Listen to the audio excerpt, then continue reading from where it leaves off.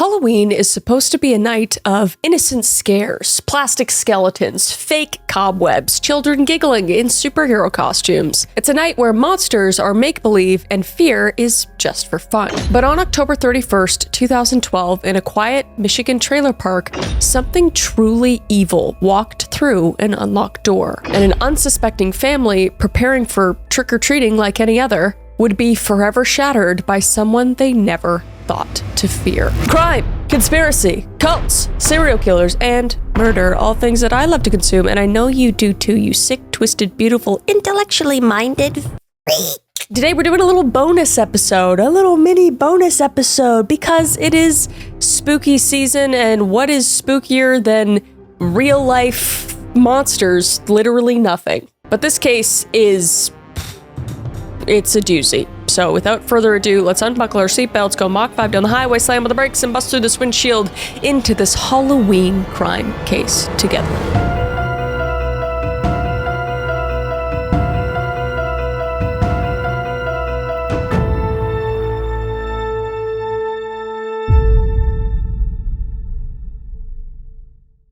Born on March 26, 1988, in Midland, Michigan, Rebekah grew up as one of 4 children in the Gay family. Her parents, Thomas and Sally Gay, raised her alongside her brothers, James and Aaron, and her sister, Deborah. And from an early age, Rebekah showed a gentle spirit and caring nature that would define her entire life. And at Bullock Creek High School, where she graduated in 2007, teachers and classmates remembered her as a quiet, pretty girl with a very generous heart. And she also joined the equestrian team, channeling her love for animals, and volunteered for the school's archery shoot fundraiser, an event designed to help families facing tragedy. That sense of putting others first would become her defining characteristic. And Superintendent Charlie Schwedler would later recall her as a sweet, sweet girl, a simple description that captured the essence of who Rebekah was. And even as a teenager, she was already planning her career path, studying cosmetology while still in high school. And after graduation, she completed her training at In-Session School of Cosmetology, ready to pursue her passion for helping people feel beautiful. But Rebekah's world changed forever when she became a mother to Conway Cliff Kelly, who was born around 2009. So at just 21 years old, she found herself navigating single motherhood, but those who knew her said she embraced it with her whole heart. And Conway became her pride and joy, the center of her universe. And every night, without fail, Rebekah followed the same loving routine: story time, then prayers with Conway before bed. And her Bible and devotional sat on the nightstand next to her bed, just a testament to her deep Christian faith that guided her through life's challenges.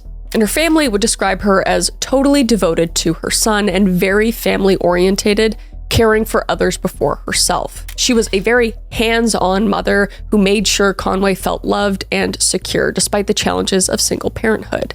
And she maintained a cooperative relationship with Conway's father as well, also a Midland resident, ensuring her son had consistent time with both parents. So a hard worker chasing stability, Rebekah worked as a stylist at Bo Rick's Hair Care, using the skills she'd learned in cosmetology school to build her career. But like many single mothers, she needed more stability and better hours to balance work with raising Conway. So in 2012, she made the difficult decision to leave her cosmetology career and took a job at the Goodwill store in Mount Pleasant. And it wasn't glamorous work, but Rebekah approached it with the same dedication she brought to everything else. And her work ethic didn't go unnoticed. And by October 2012, she had been promoted to a management position. So clearly her hard work and dedication was paying off. And to make her commute easier and to save money, Rebekah moved to a mobile home in Broomfield Valley Trailer Park on Coldwater Road in Broomfield Township, Isabella County, about 11 miles west of Mount Pleasant. And the trailer park was modest, but Rebekah made it a home for herself and Conway. So those closest to Rebekah described her in remarkably consistent terms. Her mother, Sally, called her the family's heart and soul, and coworkers at Goodwill found her reliable and hardworking. And by fall of 2012, Rebekah's life was looking brighter than ever. Because on top of everything else, getting a new home and getting a new job and getting a promotion, she actually found love again with Aaron Quinn. And soon, the two were engaged to be married. So she was building a blended family, looking forward to a future that included both Conway and Aaron. And she was succeeding at her job, providing stability for her son and surrounded by family who adored her. And even her nieces and nephews looked up to their aunt, Rebekah, who always made time for them as well. So all in all, life was looking really good for Rebekah and her new family. And one of their favorite holidays was coming up, and that was Halloween. So October 31st, 2012 should have been a magical day because that Halloween season, Rebekah decorated with 8 scarecrows and hung pictures of pumpkins and other festive decorations, creating a warm, cheerful environment for her 3-year-old son, who was very excited to trick-or-treat. And she'd made plans with Aaron to take 3-year-old Conway trick-or-treating that evening. So it was supposed to be one of those perfect family moments, a young mother watching her little boy's face light up as he collected candy in his Halloween costume, building memories that would last a lifetime. But she would have to work that day because she was actually scheduled to work at Goodwill during that day, and then come home and get Conway ready for his first real Halloween adventure with his mom and her fiance.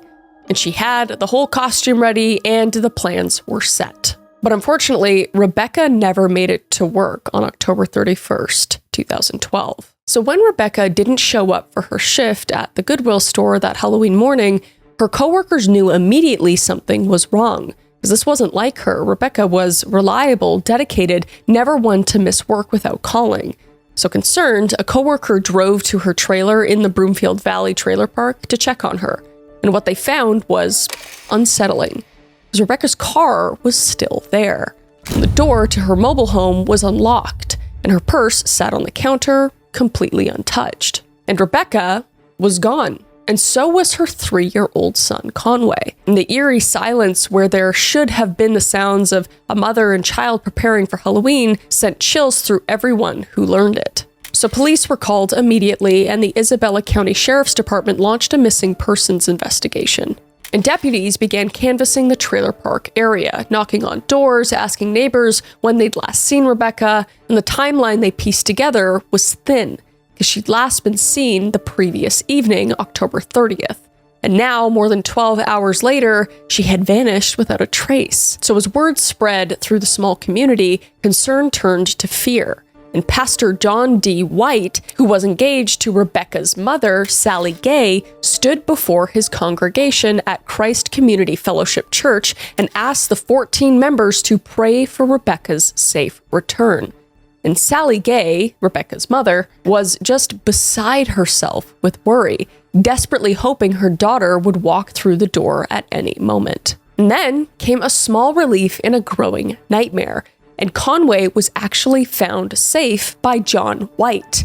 And John, knowing that Conway's father was very worried about him, dropped Conway off at the biological father's work, which was at the Midland Meyer grocery store. And the police were called. And luckily, Conway was unharmed, but he couldn't tell anyone where his mother was. He was only 3 years old after all. So for 20 agonizing hours, Rebekah's family just clung to hope, because maybe she had just gone somewhere, and maybe there was an explanation, and maybe she would come home. And Sally Gay prayed desperately, begging God to bring her daughter back safely. So initially, police had few leads. They questioned neighbors and Rebekah's fiance, Aaron Quinn, and her ex-boyfriend, basically anyone who might have had contact with her. But there was another name that came up, and that was John White, the 55-year-old pastor who was engaged to Rebekah's mother. So police naturally started to look into who he was. And what they found was pretty shocking. So the congregation at Christ Community Fellowship and the community in general thought they knew Pastor White. He preached about redemption, about being born again, about how God could change anyone. And he often told them, quote, "We need to check closely the seeds we sprout in ourselves. Nothing can be hidden from God," unquote. But White had plenty hidden.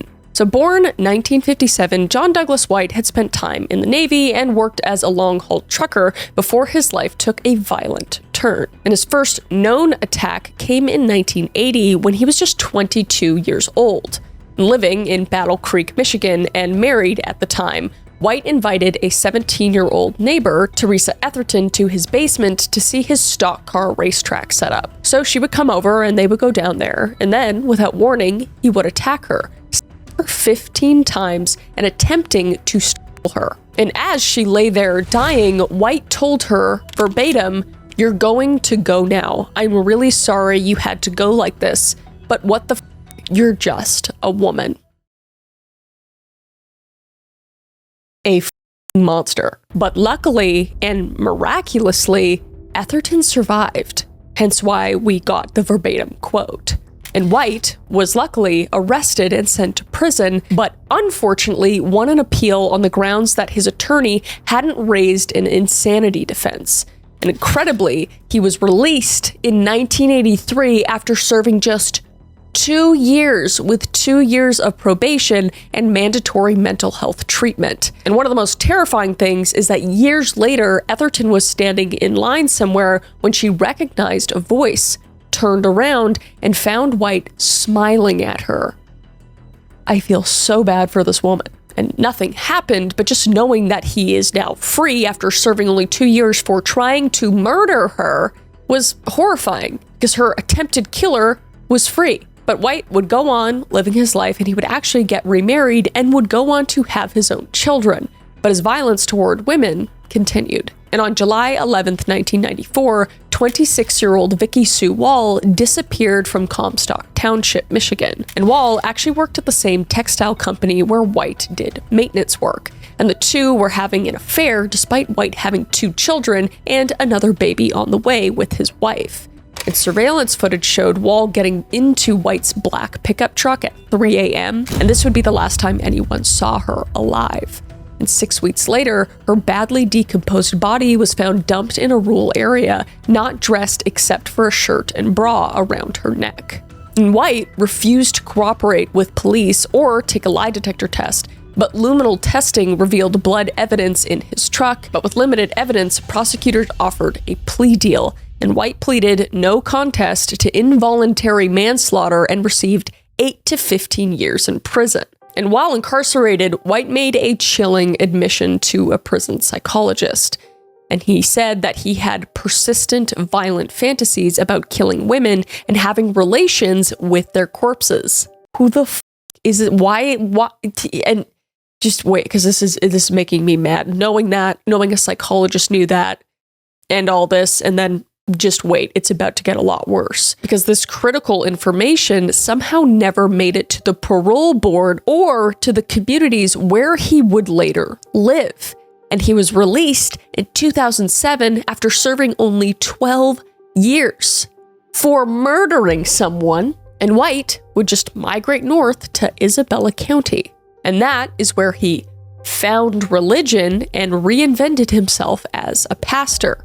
The perfect front, leading the tiny Christ Community Fellowship Church in Mount Pleasant. And he would live in a trailer and began dating Sally Gay, Rebekah's mother, and a devoted member of his congregation.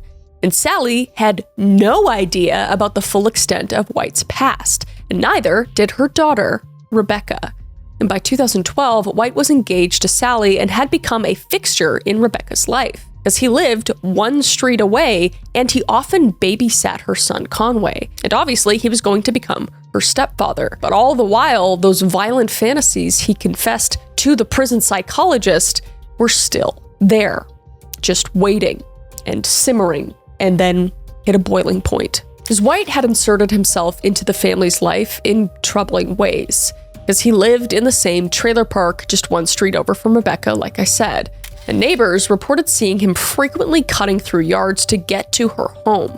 And he babysat Conway regularly while Rebekah worked, and he was responsible for the Wednesday custody exchanges, dropping Conway off with his father like he did when he found Conway on October 31st, 2012. But it was an arrangement that showed how deeply Rebekah had trusted him. She trusted him with her own child. But having known that information that all the prison systems, that the judicial systems just didn't think was relevant for the public to know, I can't imagine she would want to be within 6,000 feet of him. But most significantly, White couldn't explain his movements on the night of October 30th and the early morning of October 31st, because the story just kind of kept changing. First, he said that he hadn't seen Rebekah, and then he admitted he'd been at her trailer, and the more investigators pressed, the more his composure started to crumble. So on November 1st, 2012, investigators, now having done their homework, knew about Teresa Etherton and about Vicky Sue Wall, John's previous victims.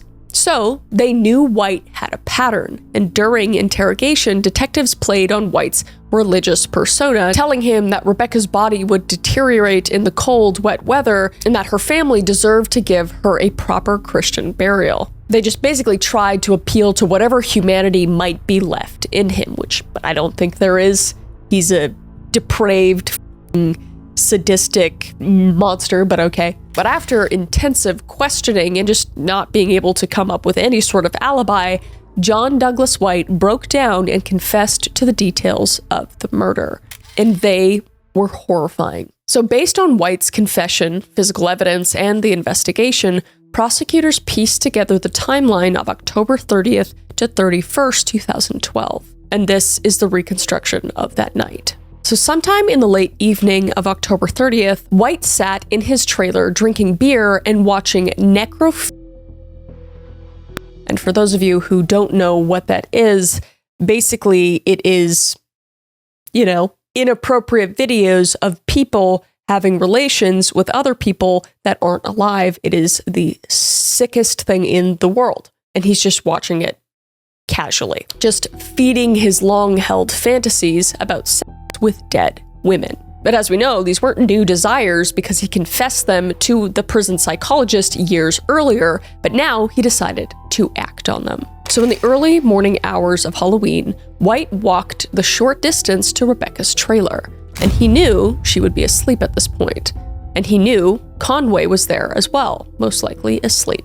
And he also knew that the door would likely be unlocked, because this was a small community where neighbors just trusted each other, especially family. So White would enter easily and silently, and he would make his way to Rebekah's bedroom. And she was asleep, just like he suspected, with her Bible and devotional on the nightstand beside her, having read it before bed, completely unaware that a monster had entered her home. And that is when White would strike. And he would hit Rebekah with a rubber mallet, striking her head multiple times until she was unconscious. And these strikes were severe enough to incapacitate her, but not kill her at this point, because White wanted her dead, but on his terms.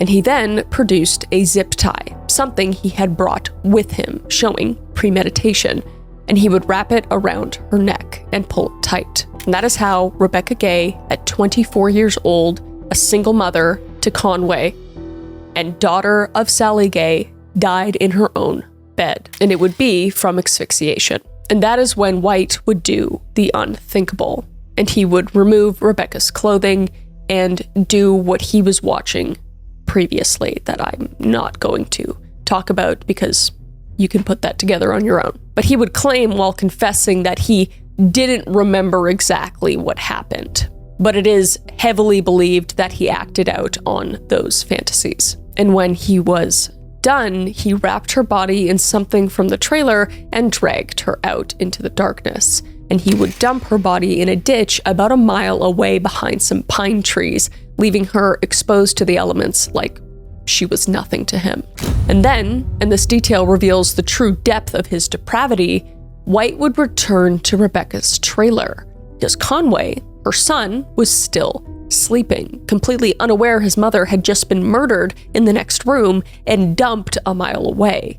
And White stayed in the trailer until morning, and then got Conway up, dressed him in his Halloween costume as if it was a normal day, and drove him to the Meyer parking lot in Midland to meet his father.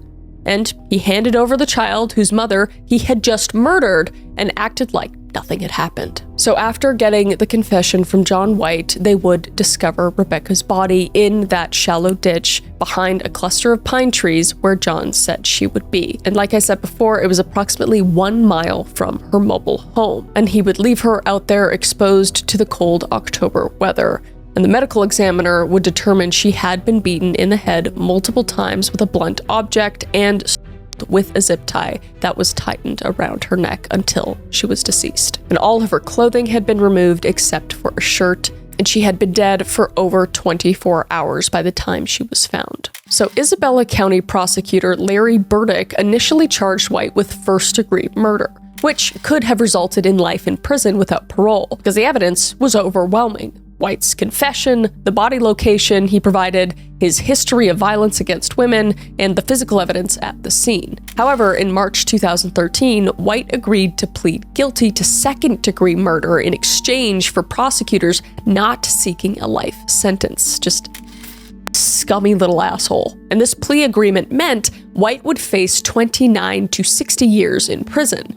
And some of Rebekah's family members were frustrated by the deal, feeling White deserved the harshest possible punishment, but prosecutors explained it would spare the family, especially Sally Gay, from a lengthy trial and ensure White would likely die in prison given his age, because he was 55, 56 at this point. So during the plea hearing, White stood in his orange jumpsuit and admitted his guilt, and he would show no emotion as he recounted killing Rebekah. The courtroom was packed with Rebekah's family and friends, many wearing white t-shirts with her name printed on them, forced to listen to the man who destroyed their lives, just casually describing his crimes. So on April 30th, 2013, John Douglas White faced sentencing before Judge Mark Duthie. And the judge had received numerous letters from people whose lives Rebekah had touched, all begging for the maximum sentence.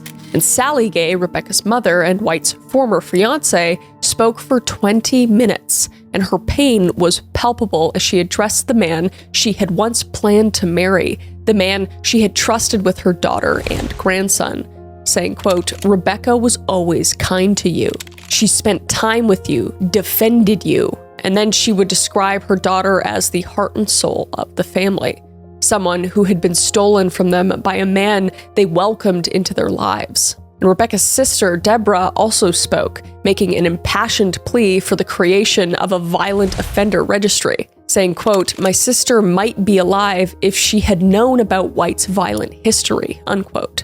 And she argued that just as communities are notified about sexual offenders, they should be warned about people with histories of violent crimes against women. Agreed. And Aaron Quinn, Rebekah's fiancé, submitted a statement about losing the woman he planned to marry, and Conway's father spoke about how his son would grow up without his mother now, and extended family members described the hole left in their lives with her gone. And prosecutor Larry Burdick argued for the maximum sentence, telling the judge, quote, "This defendant should never, ever, ever walk free in our society again," unquote.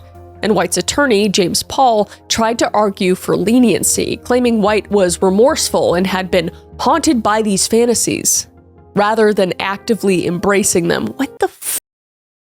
How do these people, how are they, I mean, I know it's a job, but like, how do you live with yourself? Anyway, but the argument obviously fell flat in a courtroom full of people whose lives had been shattered by White's actions. And when given the chance to speak, White offered only a brief statement, saying, quote, "I'm sorry for my crime. That's all I have to say," unquote. No explanation, no remorse, no acknowledgement of the pain he had caused, just pure evil. And Judge Duthie was visibly disgusted by the crime and White's history, and he would impose a sentence of 56 to 85 years in prison. And given White's age of 56 at this point, it was effectively a life sentence. And the judge made it clear that White should never be free again, stating that he was, quote, "a danger to society," unquote, and had shown a pattern of escalating violence against women throughout his entire life. So John Douglas White was sent to the Michigan Reformatory to begin serving his sentence. And prison officials classified him as a high-profile inmate given the nature of his crime and his status as a former pastor who had murdered a young mother, basically saying he would be a giant target in jail. But unfortunately, White wouldn't serve even 5 months of his sentence. And on August 28th, 2013, at approximately 4 a.m., corrections officers conducting routine rounds found White having tied bed sheets together, completely unsubscribed. if you know, I can't say that word, otherwise YouTube is gonna take this video down, basically. And prison staff attempted to revive him, but it was too late. John Douglas White was pronounced dead at 56 years old, having taken the coward's way out, rather than face decades in prison for his crimes. And for Rebekah's family, White's death brought mixed emotions. Some felt cheated that he had escaped earthly punishment, but others were relieved that they would never have to face him at parole hearings or worry about him potentially being released. And Sally Gay, when told of White's death, said she felt numb and that it didn't bring Rebekah back. But this case in particular highlights profound systemic failures in preventing repeat violent offenders from re-offending. Because despite White admitting to prison mental health professionals that he had violent fantasies about killing women and doing terrible things to them after the fact, and despite Michigan Departments of Corrections sending warnings to law enforcement agencies in 2007, labeling him dangerous, White was still able to become a pastor and gain the trust of a new family and commit another murder. But in the years since Rebekah's murder, her family has worked to create meaning from their tragedy. And Deborah Gay has been the most vocal advocate, pushing for legislation that would create a violent offender registry similar to sex offender registries, and their argument is simple but powerful. If Rebekah had known about White's history of violence against women, she might never have let him near her son or herself, and might never had trusted him at all, and might still be alive today. And Conway, who was just 3 when his mother was murdered, has been raised by his father, with support from both sides of the family. And the family established a trust fund for Conway's education and future needs, ensuring that Rebekah's son would be provided for despite losing his devoted mother. And every Halloween is particularly difficult for the family, because what should be a day of childhood joy and community fun is forever tainted by the memory of October 31st, 2012. And Sally Gay has spoken out about how she can barely function on that day, just overwhelmed by memories of those 20 hours when Rebekah was missing and the horrible revelation that followed. And the family actually holds memorial services for Rebekah every year, gathering to remember the young woman who was the heart and soul of their family. And they share stories about her kindness, her devotion to Conway, her hard work, and her dreams for the future. And they keep her memory alive for Conway, ensuring he knows what an amazing mother he had, even if he can't remember her clearly. And in 2022, on the 10th anniversary of Rebekah's death, the family actually organized a memorial run/walk to raise money for domestic violence prevention and victim support services. And over 200 people participated, showing that even a decade later, Rebekah's story continues to touch people and inspire action. So this is not a story about John White, the disgusting, depraved monster. This is Rebekah's story, the story of a young woman who loved her son fiercely, who worked hard to build a better life, who believed in second chances and saw the good in people.